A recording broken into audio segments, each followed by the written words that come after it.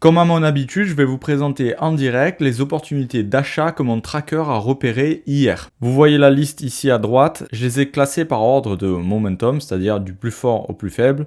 Vous voyez que SUI par exemple, il est en haut de la liste et il a été très fort, donc ça veut dire qu'on a un potentiel de rebond plus important. Donc la probabilité dans notre camp qu'un rebond soit plus important sur quelque chose qui est fort plutôt que quelque chose qui est faible. Vous voyez que sur SUI, on a eu des opportunités d'achat quand on était assez bien placé et là on en a eu un hier. Je vous mets les pourcentages de gains qu'on aurait eu si on avait acheté le plus bas ici par exemple.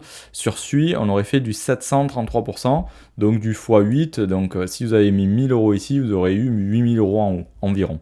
Pareil pour ici, si on avait acheté, on aurait eu 56% de remontée après ça. Ça ne veut pas dire qu'on aurait forcément vendu au plus haut, mais voilà, c'est plutôt bien placé si on veut faire des achats petit à petit, ce qu'on appelle le DCA. Ensuite, on a CRV. Ensuite, XVG. Ensuite, Sushi. Ensuite, FA.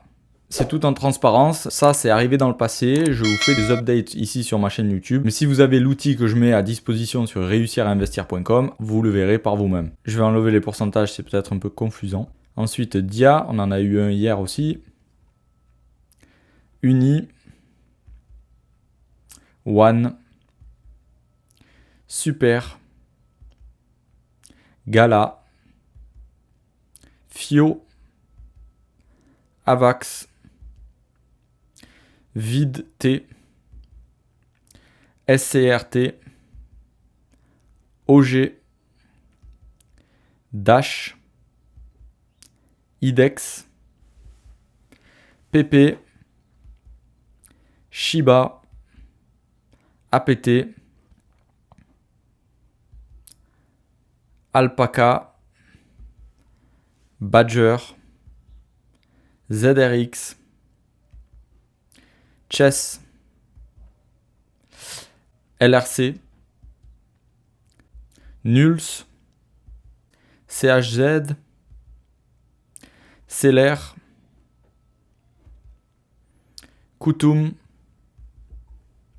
Rare, RLC, Mask, Pivix, One, Cake, CVX et SYN. Je ne vais pas tous vous les faire, il y en a une palanquée, mais vous avez compris l'idée, si ça déclenche beaucoup à un endroit, alors on commence à être dans des bonnes zones d'achat, d'investissement assez long terme, moyen terme. Donc à vous de voir si vous voulez faire du moyen terme et juste vendre un rebond ou acheter plus long terme et suivre le cycle. En complément à ce que je vous disais hier, je ne vais pas répéter ce que j'ai dit, je vais vous apporter des informations complémentaires. Ici, on a deux sites que j'aime particulièrement. On voit ici sur ce site les liquidations, donc c'est les zones d'intérêt du marché. Et on voit qu'à l'époque, quand on avait fait ce range ici sur Bitcoin, donc les alts, ça suit Bitcoin, hein, c'est pas décorrélé, pour l'instant en tout cas. Et ici, on voit quand on a eu des zones d'accumulation de liquidation, donc c'est quand les gens viennent perdre leur argent, entre guillemets, au nord, on est venu les chasser.